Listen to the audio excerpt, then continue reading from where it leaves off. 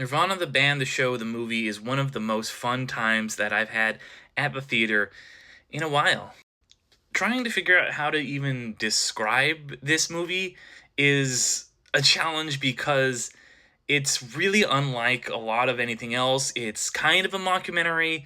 It grew out of a TV show that itself grew out of a web show of these two Canadian friends, and it very much uses some of the footage from that show because it's also a Back to the Future parody slash love letter, but they travel back to 2008 and in one of the funniest sequences that I've seen in quite some time.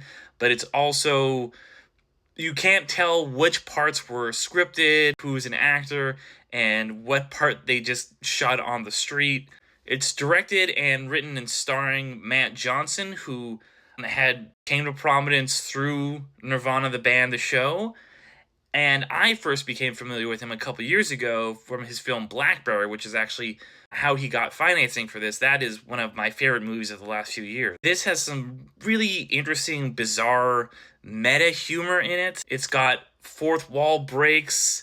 It's got references to specifically discontinued Canadian sodas. It's starting to get a wider release. It was very limited, but now it's starting to expand more and more. So if it is showing up in your area, I very much recommend checking it out in a theater. I didn't see it with too many people, but it wasn't by no means a packed house, but the 10 or so people that were in there were all cracking up, including myself. I also ordered a small drink, and they were like, "Do you want a large for the same price?" So shout out to being an AMC A-lister. This thing is as big as my head.